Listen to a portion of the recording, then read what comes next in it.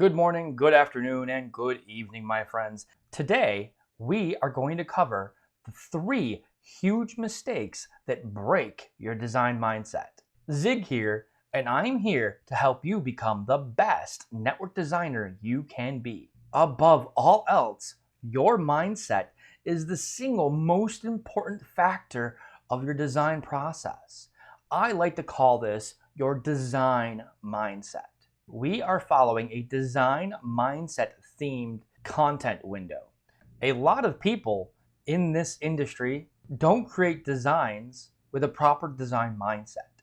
And it's not necessarily their fault. We're just not taught design early enough in our careers. So it is a gap, it is a problem, and that's what we're trying to solve. Our first huge mistake from a design perspective that's going to break your design mindset is assumptions. In any design situation, we never want to assume anything. And if for some reason we are assuming something, we always want to revalidate that assumption by asking questions and getting information from our customers, be them external to our company or internal to our companies. Some good examples would be, don't inherently think that complexity is bad. There's this rule of thumb that we want to keep things simple, but in some cases you have to make a complex design. Again, you have to find those requirements and you have to design a solution that meets the requirements of the organization and the business. But if we go into that conversation, into that situation, that design situation, and we inherently think that complexity is something that we don't want, then we're going to shy away from some of the additional solutions that we could do because we don't want to have a complex solution. We can't assume that complexity is bad, just like we can't assume that there's no budget, just like we can't assume that they don't want proprietary technologies. These are things that we can't assume. They have to be revalidated by the customer that we're working with, or our stakeholders that we're working with, or even our business leaders within the company. Something that I like to do to achieve this validation of the assumptions is to lead a workshop with either my customers that I'm working with or the internal stakeholders on my team. In this workshop, I have a few goals. Normally, my first goal is to drive collaboration and dialogue between the stakeholders and my customers that are in that workshop with me. The intent isn't for me to talk the whole time. That is not the goal.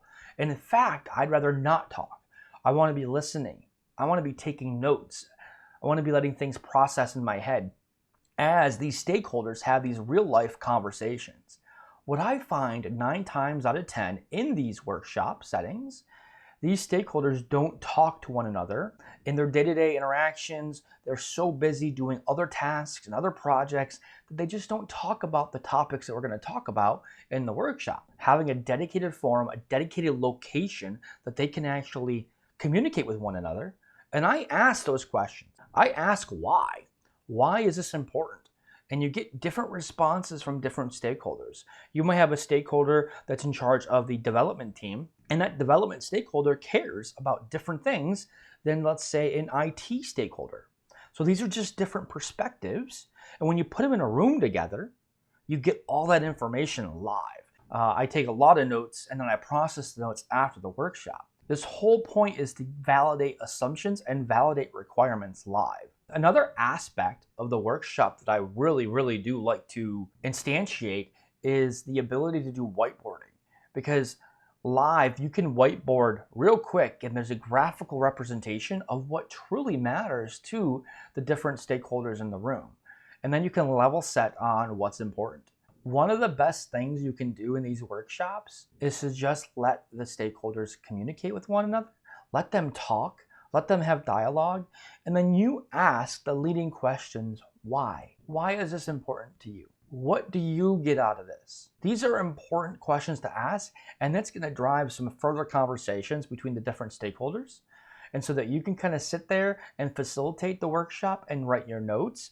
And those notes are going to be real clear. Hey, this assumption was validated. Cost is a concern, or complexity is a concern. You never want to overly assume these things. Huge mistake number 2, best practices. If you had asked me 20 years ago what my opinion was of best practices, I probably would have said something like, Oh, that's the only way to do it. It's the blueprint, it's the Bible, it's the plan. You can't deviate from best practices. And those statements are pretty naive. Best practices, oh, that is such a gotcha in my opinion. Your design mindset, you should know what best practices are for different technologies, different protocols, different architectures, but they are not the governing rule that you have to follow. Again, everything has to come back to the business side of things and the business requirements. If you make a decision that's not following best practice, that's fine as long as it's tied to a requirement. I can even remember hearing myself say, I'm doing this because it's best practice. And honestly, that's just not okay anymore. No way did I fully understand the implications of what I was doing. I would also fill in my best practice reasoning for every design situation. Even today, I think a lot of us in this industry will make best practice calls on the fly. This is just best practice. That's why we do this. Maybe we need to reevaluate our mindset. Again, we're talking about design mindset, right? So that would make sense. Maybe we need to reevaluate our mindset here and make some serious changes to how we're thinking about these design decisions. A good example that I've always leveraged is I prefer EIGRP over OSPF as a IGP, or Interior Gateway Protocol, routing protocol. And that's just a personal opinion. No valid reason there. But that is a limitation in my mindset and my view, and I know that nowadays. But if I went back 15 years ago, every design, every implementation, every solution I did had EIGRP in it. And while it might have been right for certain circumstances, I guarantee you it wasn't right for all of them. But I know this personally, and so when I design solutions today, I have some additional controls in my design process to say, hey, are we really doing this for the right reasons? Is there a technical requirement? Is there a business requirement that says, yes, you should run EIGRP? Let's start with a simple example. Very basic. This is going to be more about best practices. So let's talk about OSPF for a minute. And when we configure OSPF, doesn't matter what vendor hardware we're talking about, we'll be vendor agnostic for a minute. Why do we enable OSPF interfaces as point-to-point? That's the biggest question. Why do we? Is there a business requirement to do it? Better than saying that there's a business requirement here, are we potentially breaking another business requirement by doing this? This is a very basic example, right? OSPF point-to-point interfaces, not really a big deal. In that situation, you're enabling point-to-point potentially to increase the convergence time of OSPF. And it's probably in your script configuration for whatever vendor solution you're running to enable point-to-point interfaces where appropriate. I do the same thing. But the question is always why? Is that a business requirement? Are we breaking another business requirement? So that's probably too easy of an example, right? We're probably not breaking a business requirement. Even if there's not even a business requirement to enable it, it's probably okay to leave that there. There's probably not going to be any real gotcha in enabling point-to-point interfaces for OSPF. So let's use a different example. Let's use something a little bit more complex. Let's leverage OSPF again. And what about if we were to deploy OSPF with sub-second failover? Are we implementing sub-second failover for a business requirement? I have seen this, so this is why I bring it up. I have seen configurations at places that I've worked and other customers where they have OSPF configured with sub-second failover, but they don't have a business requirement to do so. It's just been in the configuration, in the syntax, in their template file, and they've configured it every step of the way. So the question comes back to you, is this a business requirement? Are we actually supposed to be doing this? Why are we doing this? Now, these are really aggressive questions, right? These are really aggressive how I'm asking these questions. But when you're in a workshop setting or when you're in a dialogue with a customer or a stakeholder in your company, you can ask these questions like, do you have a reason to do this? Is there a business reason that we need to leverage this? Because by default, an IGP has a pretty fast failover. You don't need sub-second failover. Now, if it was BGP, that'd be a little different. But IGP has a pretty fast failover. So why do we need sub-second failover in our configuration? And when we do sub-second failover, it does add complexity and more work. Those are really probably the big takeaways when we're talking about best practices. So the last thing I'll say about best practices is this. A lot of us in this industry make best practice design calls without fully understanding the impact, like the impact to you and the organization you support. We just don't understand the impact. And when I say us, I truly mean us. I was in these situations I made these decisions because I thought best practice was the way to go. But you can't be blinded by best practice. It is going to destroy your mindset. It is going to break your design mindset, and you're going to create failure situations left and right. Huge mistake number 3. All right. Huge mistake number 3. And this is something that's really actually an issue that I have all the time.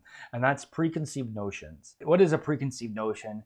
That is having some additional thoughts in your head from your experience that you assign some value, some characteristics to protocols and technologies and solutions. Let's give an example to make it really clear.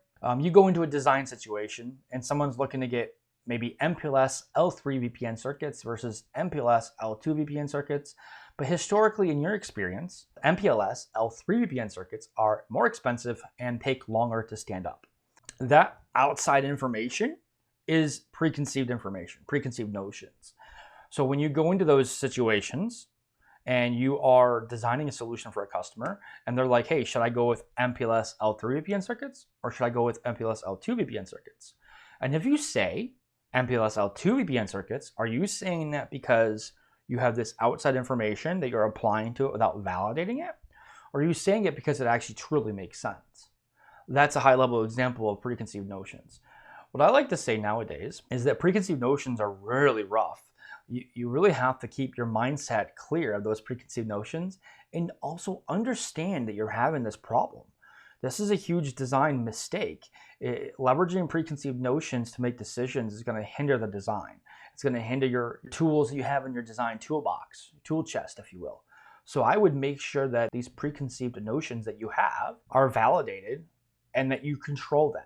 They might be valid. They might be truly valid preconceived notions, but you need to verify that they are. So this is a little different than assumptions and best practices. This is something that you're bringing into that design situation as facts, characteristics of a protocol that are not necessarily characteristics of the protocol itself. It's like you're adding some additional attributes to the protocol that are not related to the protocol, the technology.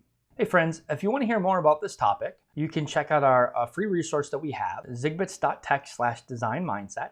And you'll hear all about assumptions, best practices, and preconceived notions in this guide. It is free. Feel free to check it out. I hope you enjoyed today's show. If you did, please hit that subscribe button and don't forget to hit that bell so that you're notified whenever we create a new episode, new show out there. If you're listening on the podcast, make sure you subscribe to that podcast too. And that way you get all the content we're sending out to you every week. We got something new coming at you this year. If you have any questions, comments, concerns, as always, you can email me at zig@zigbits.tech. And you can also find me on Twitter, LinkedIn, and pretty much all the socials out there. Until next time, bye for now.